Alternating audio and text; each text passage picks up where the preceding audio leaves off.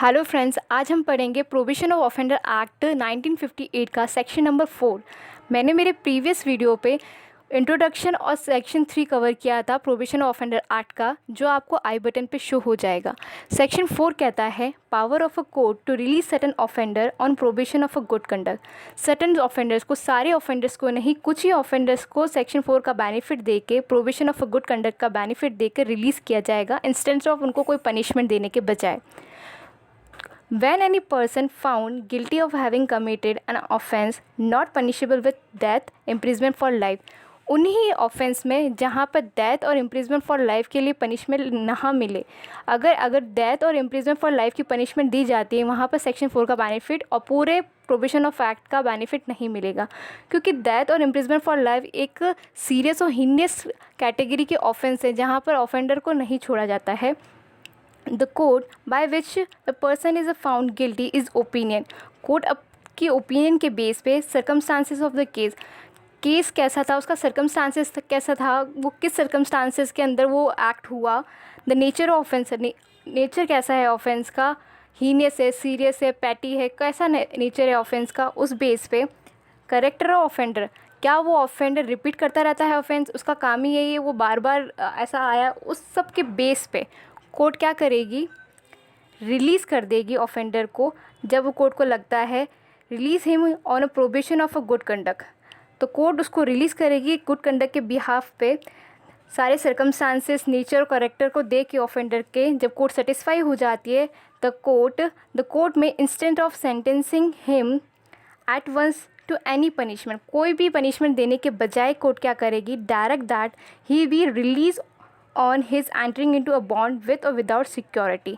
Court कहेगी आपको एक बॉन्ड के अंदर एंटर होना है ऑफेंडर को, जो विथ और विदाउट सिक्योरिटी का होगा, जिसमें to appear and receive a sentence when call upon during such period. आपको अगर बुलाया जाता है या आपको कोई सेंटेंस रिसीव होते हैं तो आपको उस टाइम पीरियड के अंदर आना होगा, जो टाइम पीरियड क्या है, not exceeding a 3 year. Section 4 के अंदर बॉन्ड का जो टाइम पीरियड है, जो एमसीक्यू में क्वेश्चन आता है, वो लेस देन अ 3 ईयर है और more than a 3 year, is less than a 3 year, जो कहता है not exceeding a 3 year as the court may direct and in the mean time to keep the peace and be a good behaviour. ये जो bond आया है, इस bond को लाने का बेसिक पर्पस यही था कि आप इधर पीस मेंटेन रखे और गुड बिहेवियर रखे, कोई ऑफेंस ना करे, सोसाइटी के अगेंस्ट ऐसा कोई भी काम नहीं करे जो ऑफेंस बढ़ता जाए, जिसके लिए आपको एक बॉन्ड के अंदर एंटर किया जाता है। सेक्शन 4 का सबसे इंपॉर्टेंट पार्ट है प्रोवाइडेड कहता है court by which court only release offender when court satisfy that offender और श्योरिटी इफ़ एनी हैज़। जो कोई ऑफेंडर है वो, और अगर उसकी कोई श्योरिटी है तो उनका एक क्या होना चाहिए, फिक्स प्लेस ऑफ ऑबिट, मतलब उनका निवासी स्थान कोई फिक्स होना चाहिए। और second, regular occupation in a place over which the court exercise जुडिक्शन, ऐसा रेगुलर ऑक्यूपेशन होना चाहिए जहाँ पर वो अपना बिजनेस कर रहे हैं, कोई काम कर रहे हैं, वो जो प्लेस है कोर्ट के जुडिक्शन के अंदर आती हो, जहाँ पर कोर्ट का पावर चलता है, वो कोर्ट उसके अंदर इंटरफेयर कर सकती है, तो उस जुडिक्शन के अंदर वो आना चाहिए occupation. Third, the offender is likely to live during the period for which he enter into a bond. अगर जो ऑफेंडर जो बॉन्ड के अंदर एंटर हुआ है, जो नॉट एक्सीडिंग 3 ईयर का होगा, उस टाइम पीरियड में वो कहीं जहाँ रह रहा है, वो जब ये कंडीशन सेटिस्फाई होगी तभी कोर्ट क्या करेगा, उसे रिलीज़ करेगा और सेक्शन 4 का बेनिफिट देगा।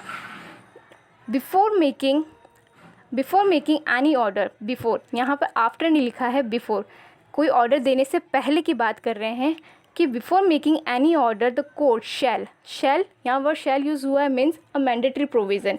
यहाँ कोर्ट की डिस्क्रिशनरी पावर नहीं चलेगी, कोर्ट चाहे तो कोर्ट, नहीं चाहे तो नहीं, यहाँ शैल है, कोर्ट की ड्यूटी है।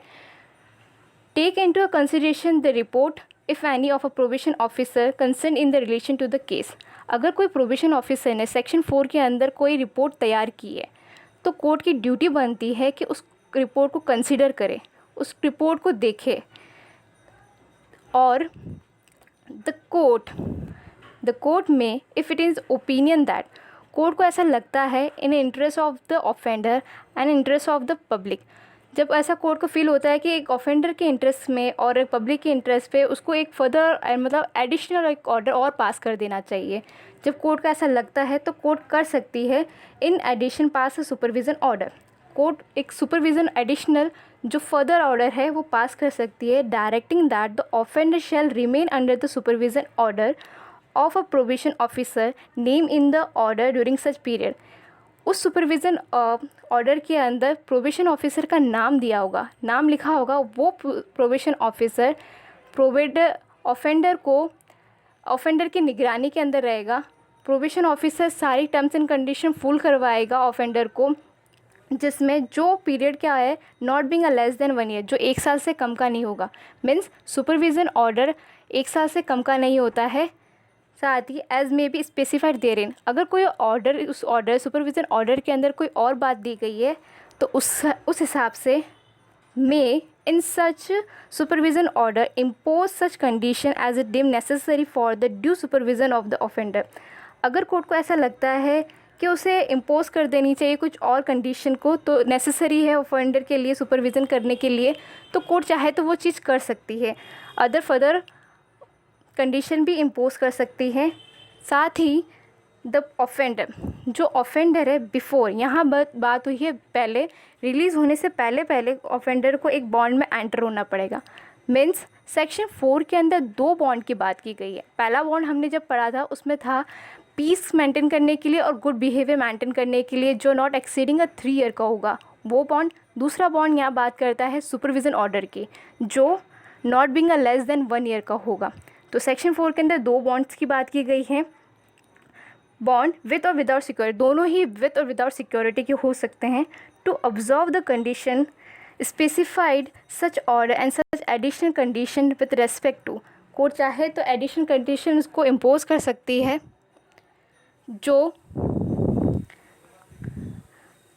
कि रेजिडेंस या एब्सटेंशन फ्रॉम इंटॉक्सिकेंट के बेस पे, रेजिडेंस के बेस एब्सटेंशन फ्रॉम इंटॉक्सिकेंट का मतलब होता है नशे से परहेज। कोर्ट कहेगी कि आपको इस टाइम पीरियड के अकॉर्डिंग जब आप बॉन्ड के अंदर हो आपको एक नशा नहीं करना है। साथ में रेजिडेंस के बेस पे भी कर सकती है। और third, any other matter as the court may having regard to the particular circumstance consider fit to impose for preventing a repetition of a same offence or a commission of a other offence by the offender.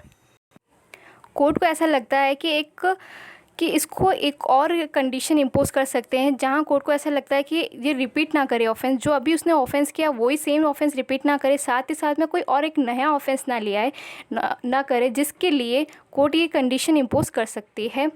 साथ में the court making a supervision order shall, यहाँ shall है means mandatory provision explain to the offender the terms and condition of the order. Court की ये duty बनती है कि offender को सुपरविज़न ऑर्डर के अंदर जो भी उन्होंने टर्म्स एंड कंडीशन बताइए वो एक्सप्लेन करे, डिस्क्राइब करे, उसे समझाए।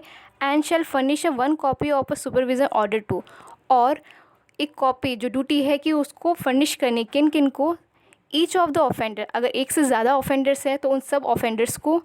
सेकेंड, द श्योरिटी, अगर कोई श्योरिटी है तो उसको, और द प्रोबेशन ऑफिसर, और प्रोबेशन ऑफिसर को इसलिए क्योंकि सुपरविज़न ऑर्डर के अंदर प्रोबेशन ऑफिसर का नाम लिखा जाता है, तो प्रोबेशन ऑफिसर को पता होना चाहिए कि ऑफेंडर के अंदर क्या क्या कंडीशन इम्पोज की गई है कोर्ट ने, और क्या क्या उसको कंडीशन फुलफ़िल करवानी है।